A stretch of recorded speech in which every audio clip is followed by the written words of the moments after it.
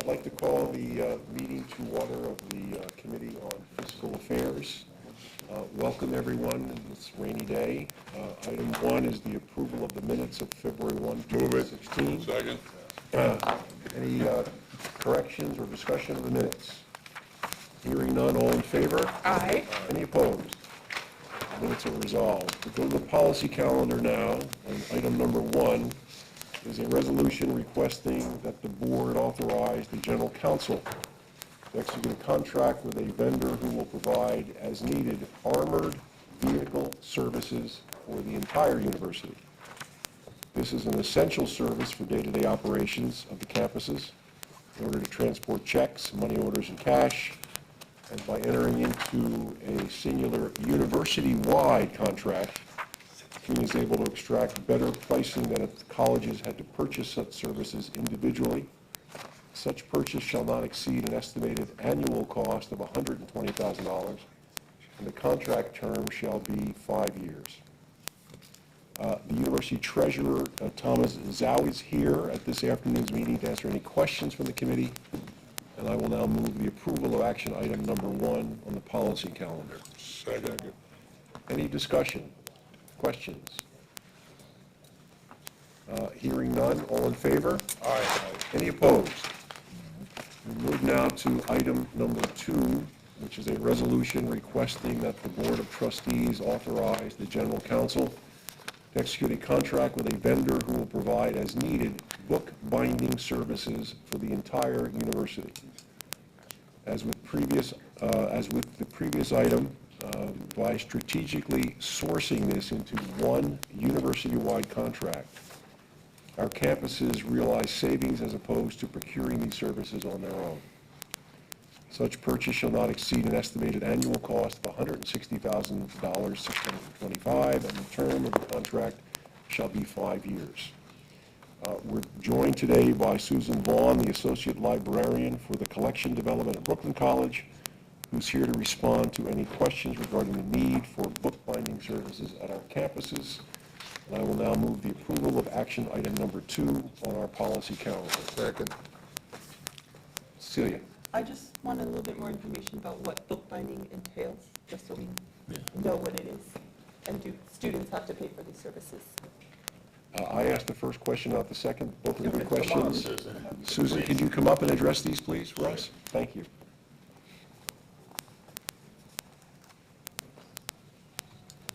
The bookbinding is basically for 3 types of materials. We get individual issues of periodicals, and they're bound into annual volumes. Secondly, we also provide the rebinding of books that are either out of print or it's less expensive to rebind a book than to buy a new copy of it. And thirdly, we bind a lot of music scores. A lot of our scores have individual parts to them, and they have to be bound to be able to lay flat in order for performances to use them. And so the contract is basically for those 3 types of activities. Thank you. And the second And the question? second question. Students. Yeah, if students have to pay for this service. Pardon? If students have to pay for this service? No, it'll come from the library budgets. Thank you. You know. Yeah, I just wanted to know what kind of savings it might be if it were done together as one contract. Well, I can't speak to the overall dollar amount, but an individual binder has CUNY specifications for how things are to be done.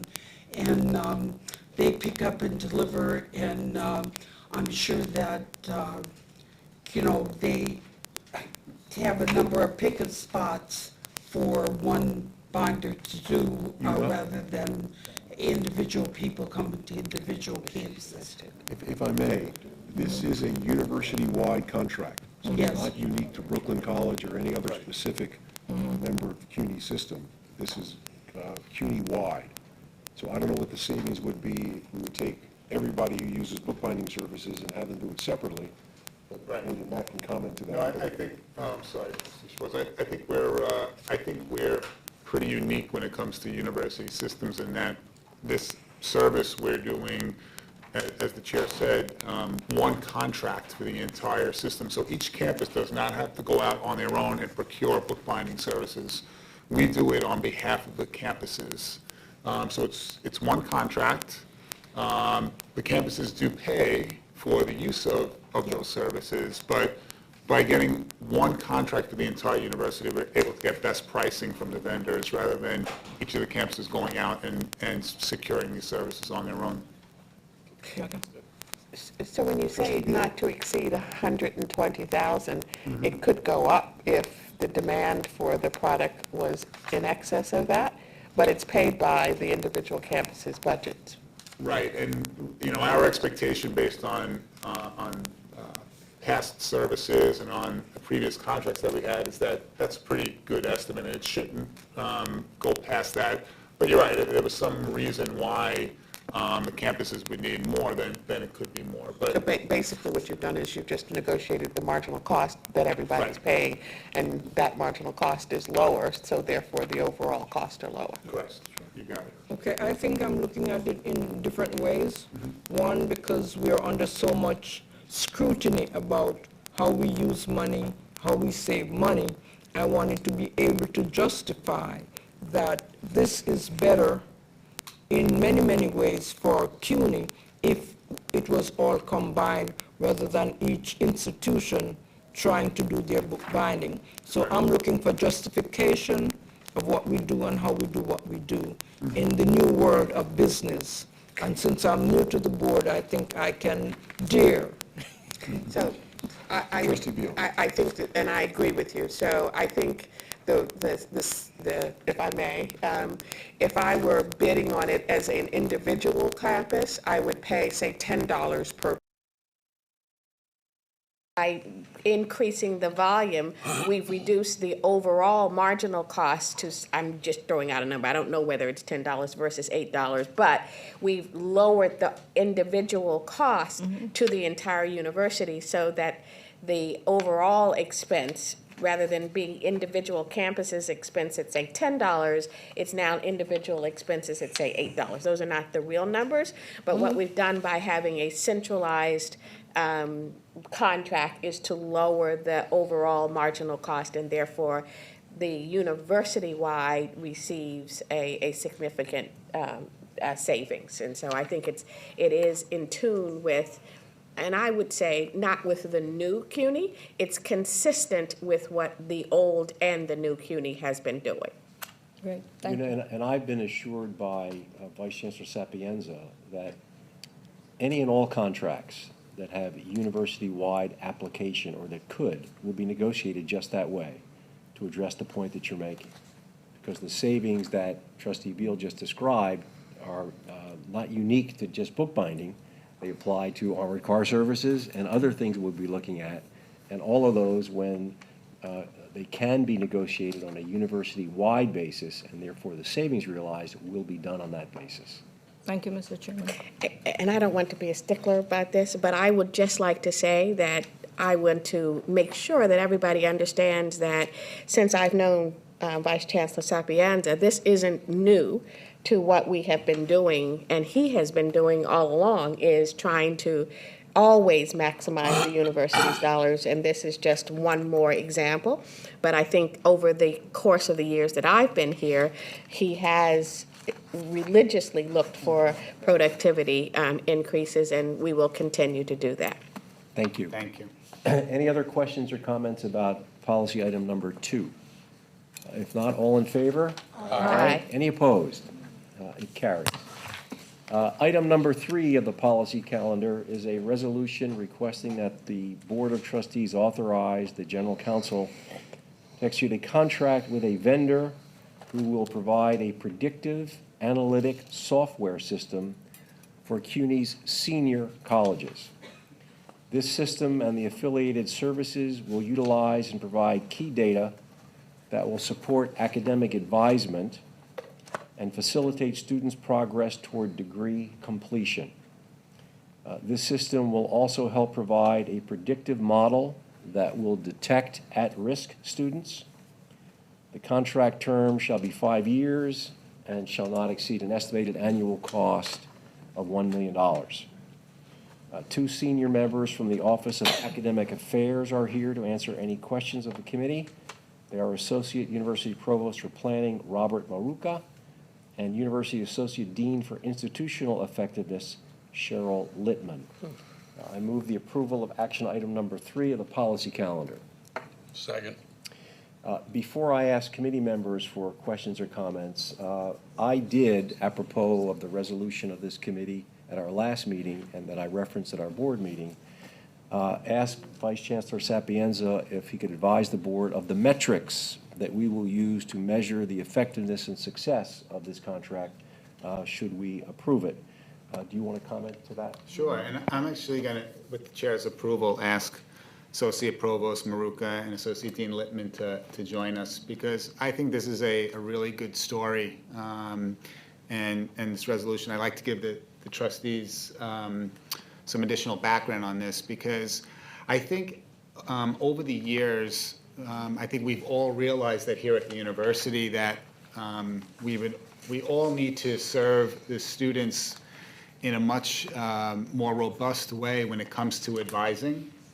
And I think when we've done research to see what other large university systems are doing and other campuses throughout the country are doing, is that they're leveraging technology in order to help with advising, because if we needed to hire up to what the level of advising should be, it would be incredibly costly to hire all those advisors. And so by leveraging technology to help us in the advising process, we can do it more efficiently, and we can do it more quickly. So we are entering into this agreement with your approval and with the full board's approval later in the month to have this predictive analytical software which will identify at-risk students more quickly and help folks on the academic side and student services side with advising by using this system. So with that and with the chair's approval, I'm going to ask Associate Provost Maruca and Associate Dean Littman to describe a little bit more about what the system does and why we're excited about it.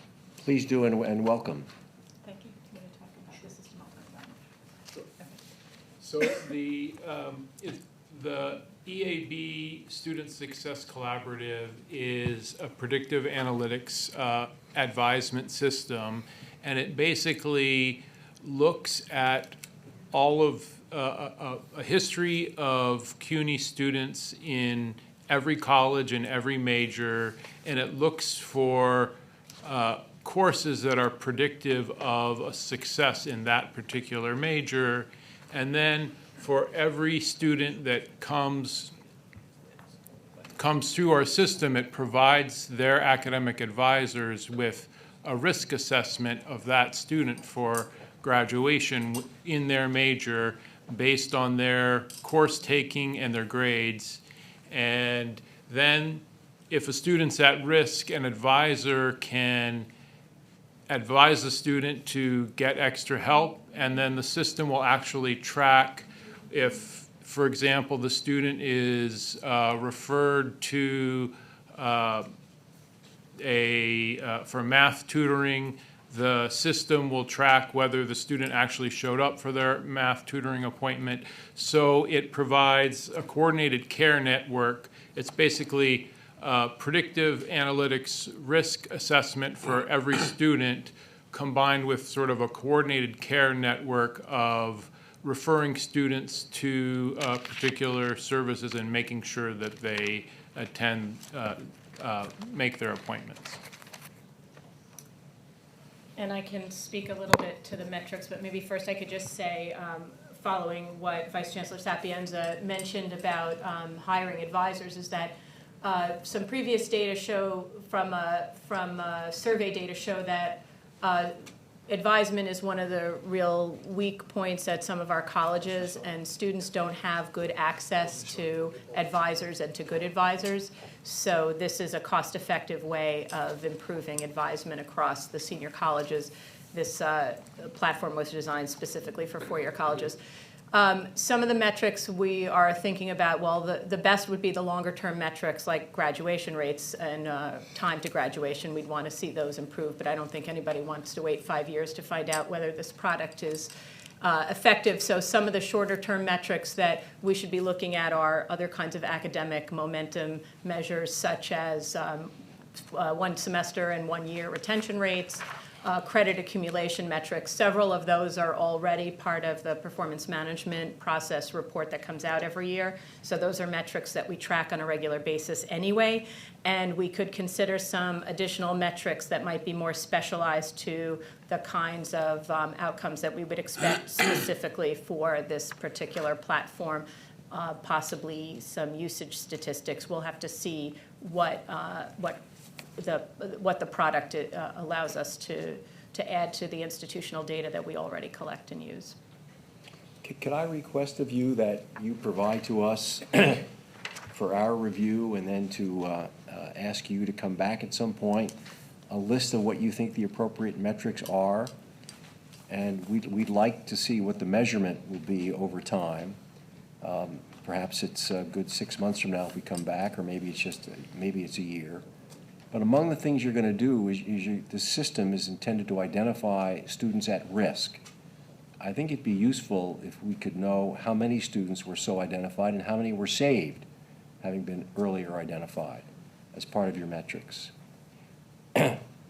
Trustee Beal.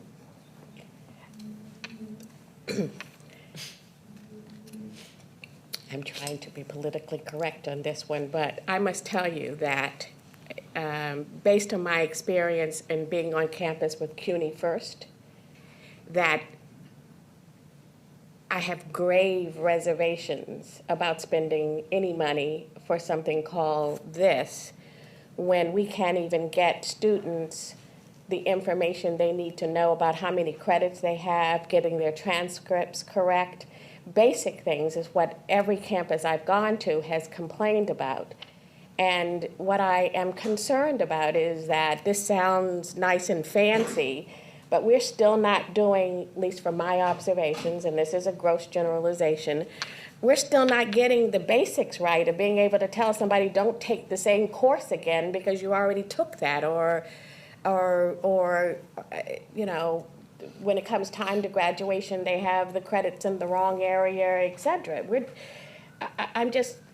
I want somebody to explain to me what it is we have invested in CUNY First and how we can get that right so students have correct information before we start layering on something called, quote, advisory when the people on the ground are not getting the correct information. And I know it's nice to talk about technology replacing it, but we've spent a lot of money on something already that, in what I hear from the students and the faculty and everybody else, isn't working. So could you tell me how this improves upon, works with, does something with CUNY First, and how these two systems complement or help each other? Well, I think that it's a complement to our degree work system. And our degree work system is the system that all of our students use and their advisors use to track their progress towards their degree in terms of courses they need. And we've done a fair number of focus groups with students on their satisfaction with DegreeWorks, and DegreeWorks is used more intensively at some colleges than at others, but for the most part, the students really like DegreeWorks and find it very useful. And then, so this system will provide a complement to them knowing what they need to get toward their degree, to know how they're doing and how other students who have had similar situations have fared and whether they need to get extra help. We think it's something that is, it's all in the cloud, so there's nothing that touches our system or makes it very difficult to implement. And we think that it's something that will be both helpful to our advisors and our students. And we've talked to a number of colleges around the country that have used it. This wasn't something that we went into without any due diligence. We've been looking at this product for more than a year, and we've talked to, I'd say, at least 10 other colleges that have used it. So, and I don't doubt that it has worked elsewhere, but what I'm hearing, and what I would like to hear before I would approve this, is for you to tell me who you've spoken with at DegreeWorks and how effective it has been, because I will just say from my visits to the campus, I have heard that CUNY First, DegreeWorks, or whatever you want to call it, the information that students are getting is less than adequate. And so before we would, I'm sure it works elsewhere, I'd like to know that it is going to make DegreeWorks, CUNY First, or whatever it is, to make our students have accurate information better. Well, the EAB product pulls data right out of our student information system, which is CUNY First. Those data are accurate. They have to be accurate because that's our data. That's our information of record. So if they're not accurate, they're updated as quickly as possible. Those data are pulled out and pulled into both DegreeWorks, and that's how students understand their degree progress. And then for EAB, there'll be another pull of data out of CUNY First that will feed the information that is required in the EAB product. And then that information will provide advisors with information that they don't readily have right now through CUNY First or DegreeWorks. It also has an early alert component, and it also has a scheduling component, so it kind of closes the loop on not just identifying students at risk, but then directing them to the services that will help support them, and enabling those at the college's advisors in particular, and faculty as well, to follow up and see if students have actually availed themselves of those services. So if I may, and I know Trustee Clark and Trustee Martell have some comments or questions as well. To be clear about this, when I have visited campuses, I've heard great complaint about DegreeWorks, that it doesn't work. Faculty want to have the time to provide advisory services, and faculty do not. And therefore, they look to DegreeWorks, and the faculty that I have spoken to have been quite frustrated. Exactly. What you describe, what this program describes, is intended to shore up or maybe alleviate some of that frustration with DegreeWorks if, in fact, this is a useful program, which the metrics will help explain. I don't yet know what the relationship is, if any, between DegreeWorks, this program, and CUNY First, because I'm not sure I understood what you were just saying. But I think what you're saying is this doesn't relate, this new program you're asking us to approve, doesn't directly relate to CUNY First, but does directly relate to DegreeWorks. Is that correct? It relates in the sense that the data from CUNY First are the same data that this new system would be using. But it's not a function of CUNY First. It's its own separate platform. It takes data out of CUNY First and uses it completely separately from the CUNY First system. So it doesn't have the look and feel of CUNY First. It's its own system. And the same with DegreeWorks. It's essentially a standalone system that makes use of the data in our official student information record systems, CUNY First, but has a platform that does something different. It's degree audit and educational planning. So then last question, and I'll ask other trustees to comment.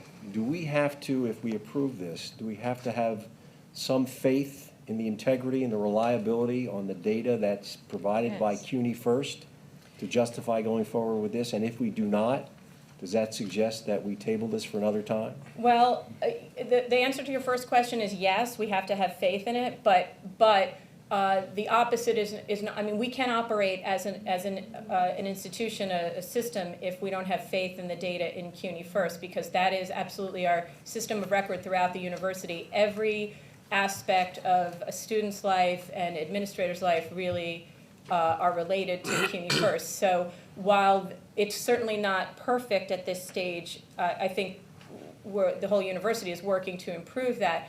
But EAB it's sort of an irrelevant piece of this. I mean, we have to have faith in the data in CUNY First, This- irrespective of and- EAP. And when we're talking about the data, we're talking about students' grades, the credits they've earned. We're talking about basic information that if it's not correct, we can't function as a university. And I think we're confident that it is correct.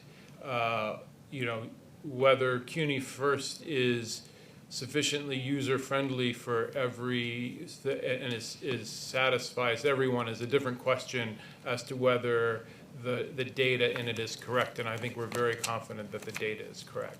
Chairman Schmidt? Oh, no, go ahead with the others, but I Terry? want to be in line. I want to confirm what I just heard, that there's a difference between ease of use and accuracy of data. Correct. I've not heard concerns about accuracy of data. I've heard concerns about how you get the data out and once you do it, what you do with it when you get it out. That's two separate issues.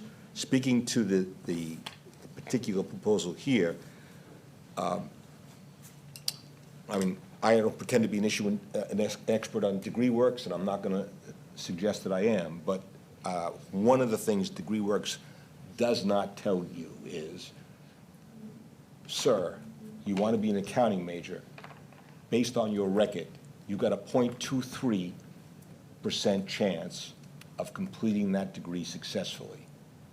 Maybe you should think about another path to success. So what this particular program provides in a way that I think is well, what I think this program provides in a way that I think is quite useful is it detects people that don't have a snowball's chance in hell of completing what they think they want to be early enough to save them all the agony of finding out for themselves.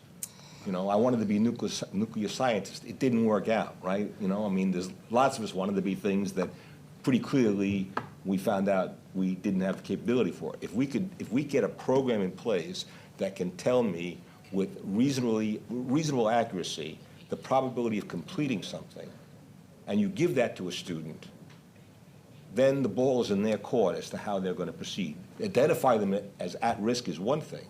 Preventing them from wasting a year of their life is an entirely different issue. And I think that's a piece of information that I don't know that the metrics are going to pick up. Because at the end of the day, if my dad says, you are going to be an accounting major, all right, even if the program says you got a 0.23 chance of being successful at it, that young man and young woman is going to probably be an accounting major. So all we're doing is providing better information early enough for them to make reasonable decisions. Does this predictive analytics software that you're urging us to approve, does it address the issue that Trustee Martell just raised? That's exactly what it addresses. It says, and it's not just something obvious that if you get a D in calculus, you're not going to succeed as an econ major. It might be 10% of the people who got a C+ in calculus didn't graduate as econ majors. So it not only tells you if someone an advisor will probably already know that a D student in calculus is going to struggle as an econ major, but they might not know that a C+ student might struggle, and they might not know that certain other courses are very predictive. So it just helps the advisor, and it helps the student because it gives the student, it's not just someone saying, oh, I'm not sure that you can do this. It provides students real information that can help them. That's the advantage. That's based on other students and their circumstances. I think where it can help also is, and it can help advisors guide students when registering for electives and when registering for courses in which they have a choice about what to take. And so based on what their academic record has been in certain courses, this software can help say, as your next course, as your next elective, here's what you should be taking. Chancellor. Just A couple of things. Great questions and great discussion. I don't want to cut it off. We should continue if you choose. With regard to DegreeWorks, I think I mentioned once before that one of the things I heard most frequently when I got here was that we needed to have an upgrade for DegreeWorks. I heard this from the provosts across CUNY, and we're now in the process of the procurement of that, which I think is an important step to improve the performance, the usability of DegreeWorks. Second, this predictive analytic tool, not only have we been looking at it, but it came to us as a suggestion from two provosts who came from other systems where it was successfully used. So this is something that we didn't hatch here. It came to us from college academic administrators who suggested that it would be a useful addition for CUNY. In my view, these kinds of predictive analytical tools are the future of student success at most big universities, and they are going to allow us in the future sort of disaggregate sets of interventions and use these tools to more accurately predict which students need which levels of assistance. We will ultimately, I think, be more cost-effective because of that. But I think these are going to be extremely important for us, and this is one that we have not only done the due diligence on, but has come to us from our own academic officers from other systems where it's been effective. Thank you. Trustee Clark? Yeah, I just wanted to, first of all, know what our definition of at-risk mean as an at-risk student. Because at-risk mean a whole lot of things dependent on experience that one may have had before they come to the system. So that was my first question. Who do we describe as being at risk? Can we hold that? What's the answer to that question? It's the at-risk is the probability that you'll graduate in your intended major given your course performance to date. And then secondly, what would we do if that student is on the wrong track and that we identify them to be at risk? What advisement would we give them on their path to education so that they can see through whatever the advisement is that they may be on the wrong track, but yet can succeed in college? So if I may restate this very good question, when this software identifies to a student that you are at risk, what happens next? A couple different scenarios could play out, and one is that, students are given that information from their advisor, and the advisor could share with them information about other majors that their course taking could lead to other career avenues or other majors so that they're not wasting credits that they took. Or they could be directed to support services like tutoring, writing center, any kind of academic support where they may be able to improve their performance in a course that's critical to their major. And then my final question is going to be, because CUNY is what CUNY is, and students come from everywhere, therefore their educational experience may be very different, and so coming into the system, they may come with many what we see as deficits that could well be an asset. How do we then evaluate what they come with and how we uplift what their aspiration is? And then if we have to move them to think of something else, how we do that so it's done diplomatically and that the student we know that they're going to be a contributor to our city, our nation, if they look at something else.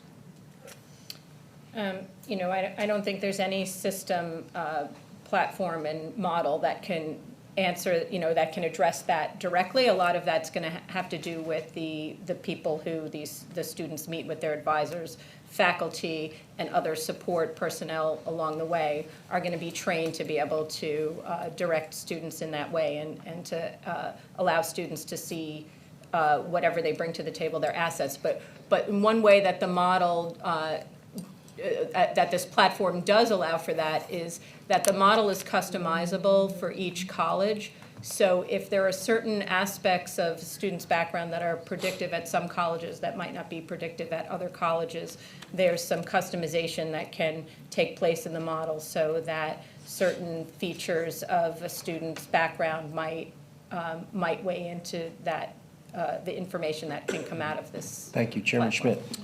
Schmidt. The resolution says that the term of the contract is for 5 years. But I would like it to be clear, and I don't know if we need different language in the resolution. I can ask Rick Schaefer this.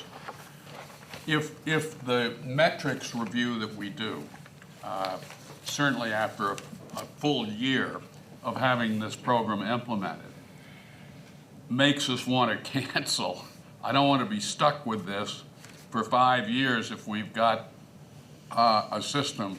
I'm very supportive of the resolution for the reasons that many have said, the Chancellor and others have said. But I want to be sure that when we do our metrics review that we can cancel this contract without a penalty if we're not satisfied that it has in fact improved our student progress measures.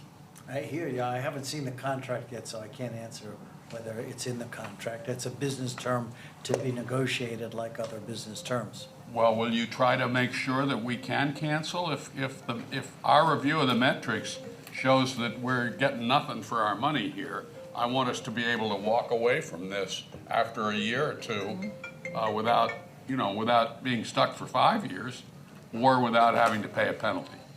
I got it. Okay. Can one of you two articulate for us why it is a 5-year term? The vendor is insisting upon a 5-year term? Well, I don't know why, but I do know that some of these outcomes are going to take more than a year for us to realize, like any good initiative. I accept that. I agree with that. But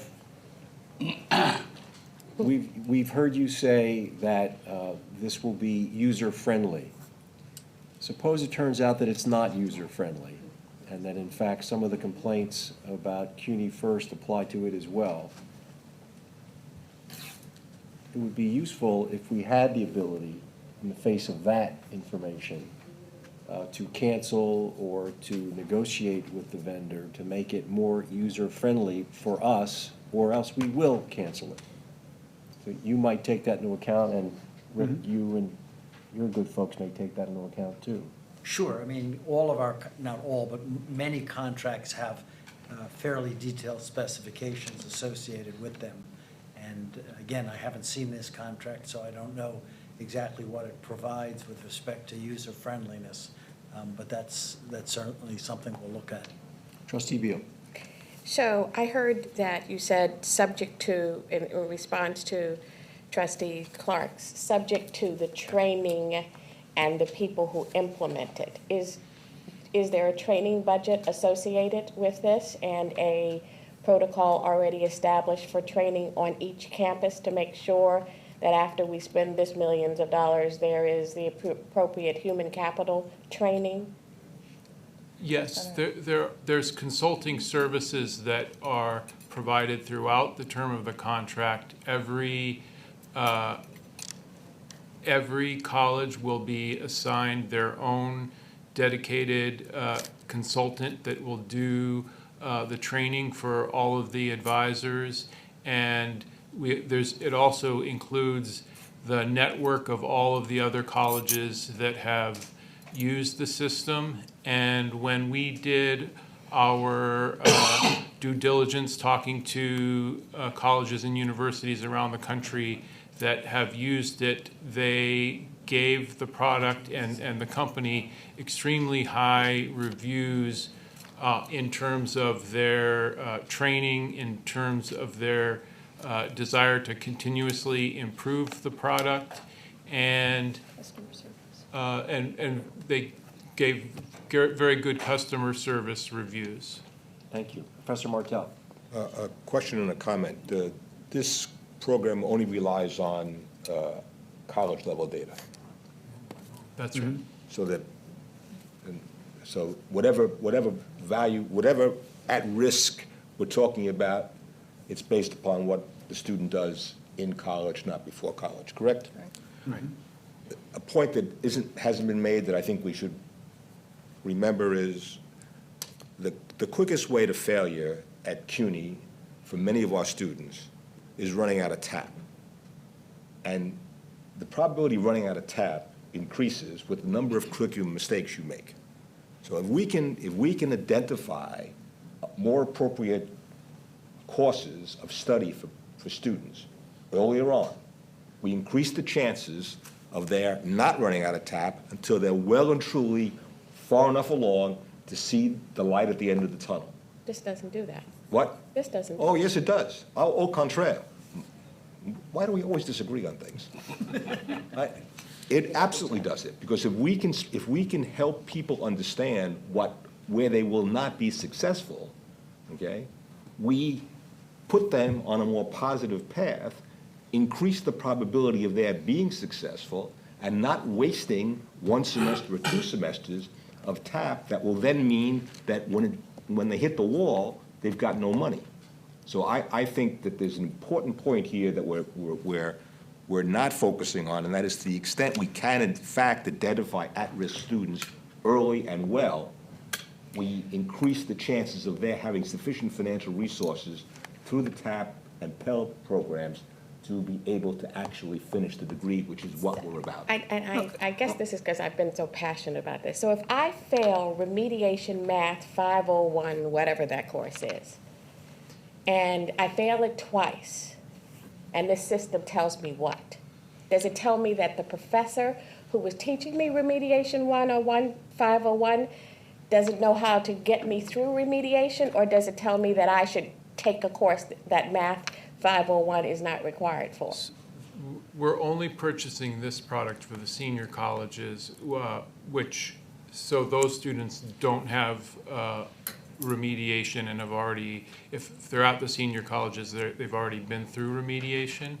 But if you are stuck in a gateway course and you have failed the gateway course, it might tell you that it will likely tell you that you're at risk in your major.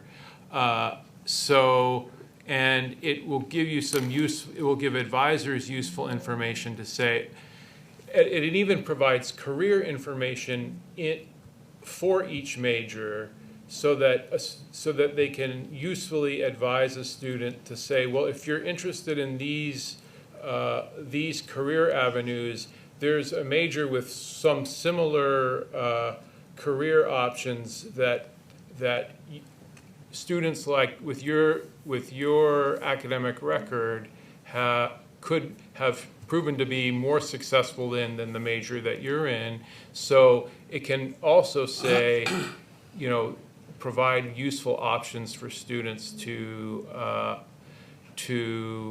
find another major. Now, I don't think the goal is to, I think the goal is to sometimes advise students to find a new major and sometimes identify students who are at risk and understand the problems that they're having in getting them the extra help they need. So it's really like any good intelligence system. The intelligence is only as good, is only useful if you act upon it, and you act upon it in a constructive way. So this isn't the answer to everything. We're not going to, we're not going to improve students' academic skills. It's just going to say whether they're at risk or not and provide them possible options or remedies for the risk that they face. This is an important conversation, and I don't want to cut it short, but we're running into a time issue. Celia, I saw your hand, but just to finish the community college point, because it was a question I had, is there any other reason why community colleges are not included in this, and it's confined to senior colleges than the one you just articulated? Because community colleges are two-year degrees, and this system is using their academic record at CUNY to assess their risk. So in the best case, you'd get a semester of data, and they have a year and a half left. And and maybe more likely, before you realize that they're at risk, you have their a year through their degree, and you have only a year left. So it's really the function of time, and we think that this is far more useful for a four-year degree than a two-year degree. By the way, EAB has extensive experience with a four-year degree program. They have a new product with two-year.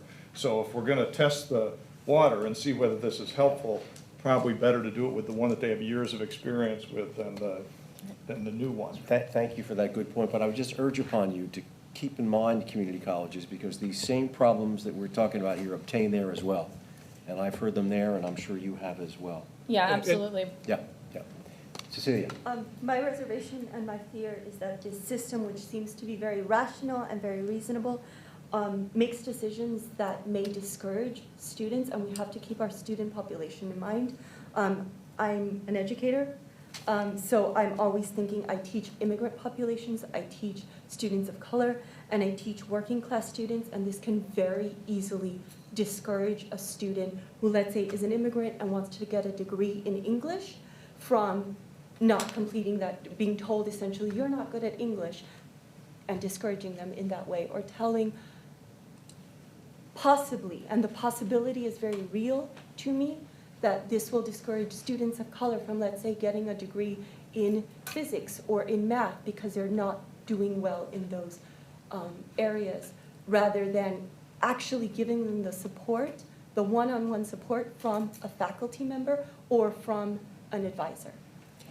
I think this will give them the opportunity to seek one-on-one support from an advisor. It is a tool that predicts results, and it's only as good then as the interventions that can be coupled with it. And that's what we have to, I think, be focused on, not ignoring predictive data, but making decisions based on what to do with that, intervening in the appropriate ways as you suggest.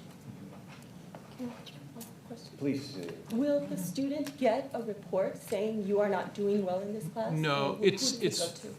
it's really meant for academic advisors, and the students are meant to get the information from the academic advisors. It's not unlike DegreeWorks, which both advisors and students use. Students can go into DegreeWorks directly and get the information.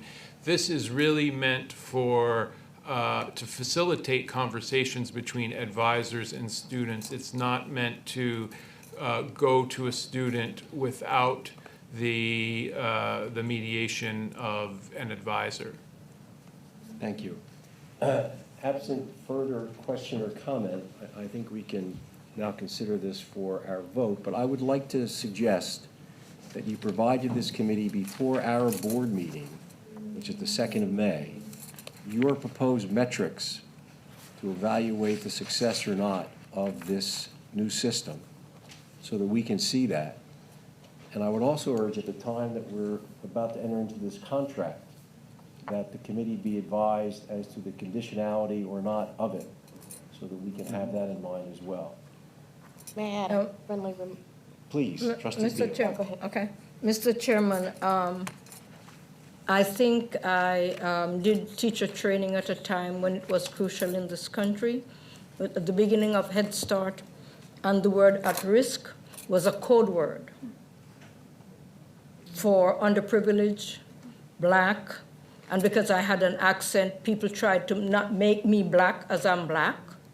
And I just don't want to be able to be a part of making a decision unless we have a definition as to whom we call at risk, because our campus is so diversified, how we will target those who are at risk, who have the ambition to do certain things and will need the help based on evaluation, so that their advisors can tell the student exactly what their pathway is going to be in whatever the educational field may be, and if they have to spend extra time, what it's going to mean to them.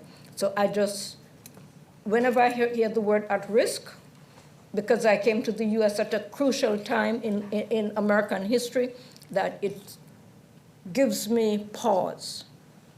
Suppose I will we fix said- this. suppose It's our we said- description. Yeah. We'll change it. We'll change it, and we can change Yeah. it easily by saying we'll detect retention and graduation. Whatever you do Yep. is fine with me. I fixed it. I just don't like code words. Good, Yeah. thank you. So Trustee Beal. my friendly amendment to what we would, I'd like to see how this expenditure coordinates with DegreeWorks and what the plan is to see how this laying it on with DegreeWorks and advisory.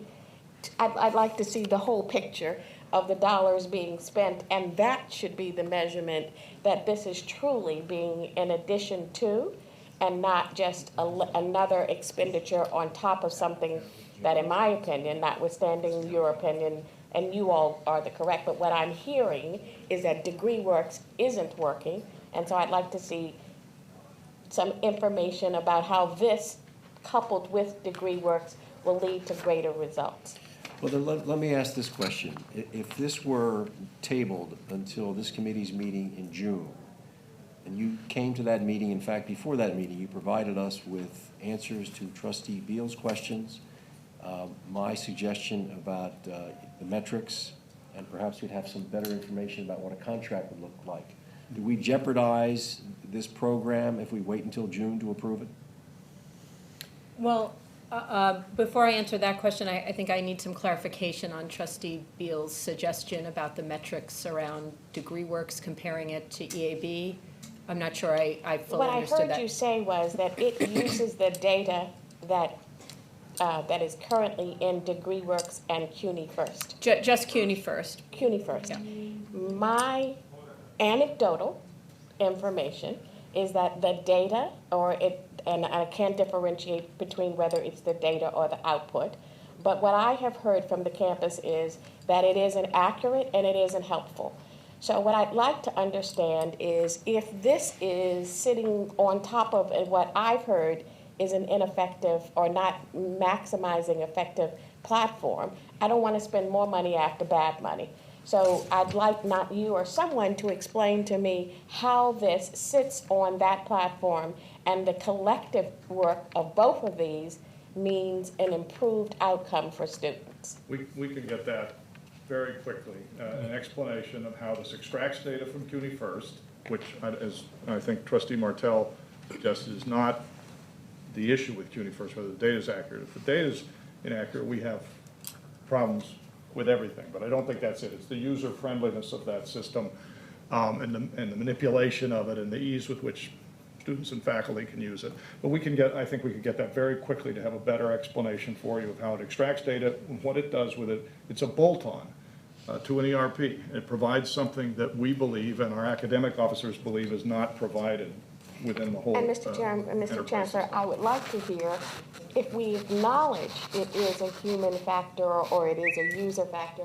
I'd like to know before we start spending more money, how we are correcting DegreeWorks. I mean, so it's not only the budget for this software, but what are we doing to make that work as we put on something on top of it? So I'd like to see the totality of Absolutely. the output. This is in my terminology. Yes. Bolt-on, DegreeWorks is a bolt-on. They're separate bolt-ons. They both extract data from CUNY First. They work separately, and you would make a decision on one and the other distinctly. But we can provide both of that information, both. The information of why the upgrade to DegreeWorks is so is thought to be such a priority by the academic administrators on our campuses and what that upgrade will do to meet their needs that they tell us about, and how this system works with CUNY First data and provides additional information that is going to be, I think, useful to our advising corps and ultimately to our students. Okay. And we'd be happy to get that to you very soon. I think that discussion should demonstrate that the committee thinks that this is a critical issue at CUNY and wants to be supportive. And if, in fact, tabling this to the June meeting wouldn't jeopardize the implementation of the program, I would urge that we do that, and I would move that the approval. Yes, sir. Can we hear from the people who asked the question? Yeah. Who asked the question to sort it out, I think.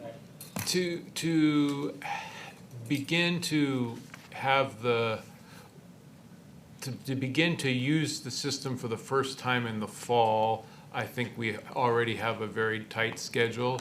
So tabling it to June would perhaps delay us by a semester.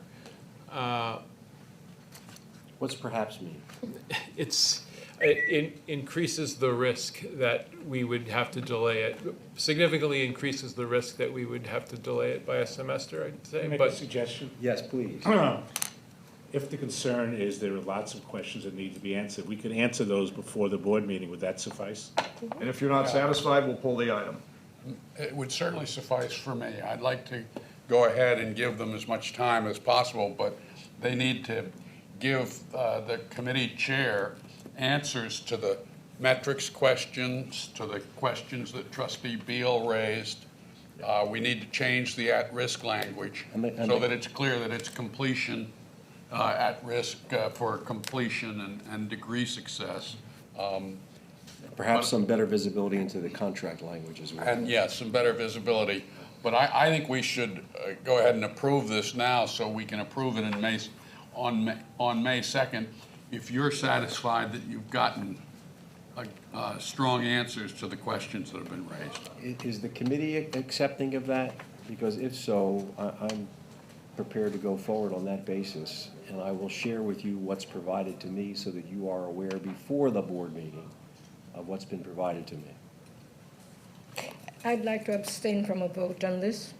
And I will vote negative. I'll move it. Second. Voting no. So let's see, that's an abstention, 2 noes, and Yes. 3 yeses. Passes. Passes. Those are the kind of votes I like. It passes, but I must say, and I will vote yes. And I do so reluctantly, and I do so compelled by your statement that we are jeopardizing this by a semester. I hope you stand by that statement, that you believe that, because otherwise I would urge that we table this. But I must insist that May 2nd is upon us. And within 2 weeks, you need to have this information to me so that I can digest it, number one, and number two, I can share it with the committee. Okay? Yes. Great. Thank you. The item is approved as noted. With no further policy agenda items, I'm going to ask Vice Chancellor Sapienza to give us now a briefer report on the 16-17 recently state enacted budget. Thanks, Chair Schwartz.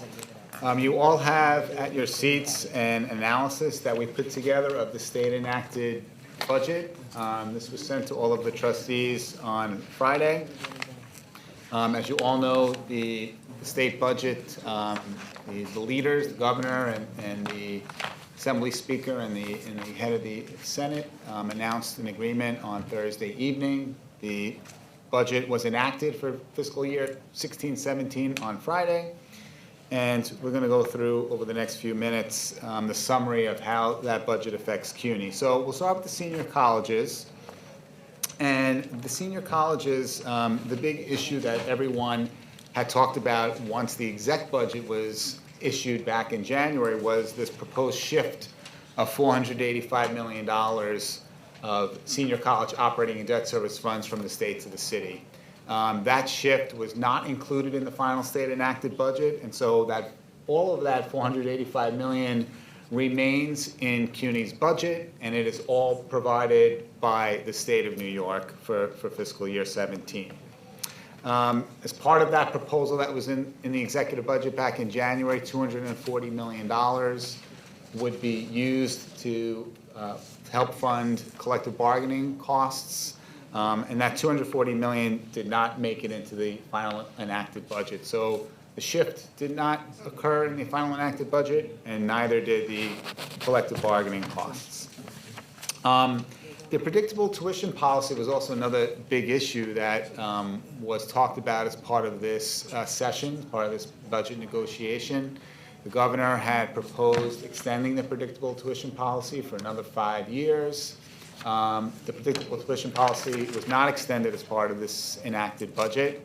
There was some talk in the Assembly, the Assembly's proposal, I should say, had advanced money in lieu of the tuition increase. But again, there was no funding that was added to replace the tuition, the revenue that would have been generated from a tuition increase. So for the senior colleges, there's an increase of $21.3 million for next year, which when you look at just the state aid for senior colleges, that's a 1.8% increase. And the 21.3 is comprised of two things. One is 16.6 million increase in fringe benefits and 4.7 million increase for the SEEK program. On fringe benefits, the budget request that we proposed last fall, we asked for a $29 million increase in fringe benefits. So this enhancement that's in the state enacted budget leaves us about 12 million short on our fringe benefits for next year. There was no other funding included for any other mandatory costs, energy, building rentals, or salary increments. And on the SEEK budget, I just want to add that this is quite a significant increase for the SEEK program. It's a 20% increase to the SEEK budget, and so we're grateful to see that. The other thing that I wanted to add about the budget for the senior colleges is in the current year, there is $12 million that was provided by the state, $12 million in new money for performance incentive funding. And as you all know, we had brought to the board several months ago our proposal, and you had voted on how the colleges were going to use those funds. And so the $12 million is included in the fiscal 17 state enacted budget as well. However, it is not called performance incentive funding. Rather, those funds were given to the university for the senior colleges and are subject to a plan to be approved by the Board of Trustees at a later date. So at some point in the very near future, we are going to have to come to the Board of Trustees, to the fiscal committee first, and tell you how we are planning to use that $12 million for next year. And if the board approves, then we will move forward with that plan. So we will likely do that at our next fiscal committee meeting, which will be on June 6th. So there is more flexibility in how that $12 million is used for next year. Two other things I want to mention, just again, going back to the 2011 higher ed agreement in which the predictable tuition policy was first enacted. And that is, number one, the provision for CUNY and SUNY to cover the difference between the tuition and the maximum TAP award continues. Even though the predictable tuition policy was not extended, the coverage of that TAP gap does continue in legislation. And so for the current year, that's going to cost $49 million, and that will continue into next year. And the other thing I want to point out is the maintenance of effort provision that was also part of that 2011 agreement, that expires as of July 1st, 2016. Now, as I pointed out just a minute ago, next year's budget does have an increase of $21.3 million for the senior colleges, so we do have a budget increase. But the maintenance of effort provision does expire on July 1st, and so for future years, that protection is not in there. So that's the senior college story. For the community colleges, which is on page 2 of your analysis, this was a very good state budget. The base aid increases by $100 per student, which will generate $8.3 million in new state aid for our community colleges. And when you couple that with the enrollment increases that the governor's executive budget recognized back in January, the community colleges are going to have increased state aid next year of $17.6 million, about a 7.5% overall increase. So that's very good for our community colleges. And you can see on the chart on page 2, even though the city executive budget has not yet been issued, and it will be issued probably later this month or in early May, The city budget already calls for an increase of $32.5 million for our community colleges, which is mostly for the ASAP expansion initiative. So the community colleges are in a much more stable budget situation than our senior colleges. All of the legislative restorations that we were lobbying for as part of this budget session were all fully restored. The ASAP money that we were looking for, the restoration for child care centers, the Murphy Institute, the graduate pipeline program, all of those things were fully restored to this year's levels, and so we're grateful for that. On financial aid, there were no changes made to the TAP program. Unfortunately, the DREAM Act, although it was supported by the governor and the assembly, did not make it to the final enacted budget, and you all know how much the university supports the passage of the DREAM Act. And lastly, I just want to talk a little bit about capital. I know that's not something that is really the bailiwick of this committee, but I know you're all interested in it, and it is such an important component of the university's financing structure. And it's also good news on the capital side from the state enacted budget. The critical maintenance money that was put forth for the senior colleges increased by $40 million in this budget agreement. And so we will have $143 million in critical maintenance for our senior colleges next year. And on the community college side, the state enacted budget put up about $62 million in matching funds for appropriations that the city has put up. For community colleges, capital is funded half by the city, half by the state. So the state did put up their portion, $62 million, to match what the city did. So good news on the capital side. So as Chairman Schmidt said to me at the beginning of this meeting, we did okay the budget, could have done a whole lot worse. And I'd like to commend the leadership, Chairman Schmidt and Chancellor, and particularly Jay Hershenson and Matt Sapienza for leading us through this difficult budget process. Thank you very much. Are there questions or comments directed this way? Will there have to be cuts in the senior college budgets because the budget increase is so small? Yes, Chair Schmidt. Unfortunately, we are planning to do cuts at the senior colleges and the central office again next year. Our mandatory needs budget is short by about $27 million. I mentioned earlier about $12 million of that is fringe, but there's no funding for salary increments costs. There's no funding for energy costs for building. All of the mandatory needs are short by about a total of $27 million. And so we have communicated to our campuses, to our college presidents, that they should expect an additional round of budget reductions for next year. Can we use the 12 million to reduce that 27 by 12 million? Can I respond to that? Because ultimately, the recommendation is probably going to come from me, not Matt, but with Matt's good advice. We could, and it'll be up to the board at the end of the day. But as was the case this year, where we did not use tuition to fill the shortfall, we will be looking at how we're going to plan for a bargaining contract going forward. And it may be that the 12 million will be essential, or at least part of it, for that purpose. So we'd like to spend a little time with this before we make that recommendation, Mr. Chairman. Okay. Any other questions or comments with regard to Matt's report on the budget? I thought I read that we can go back to Albany for once we come to a labor negotiation.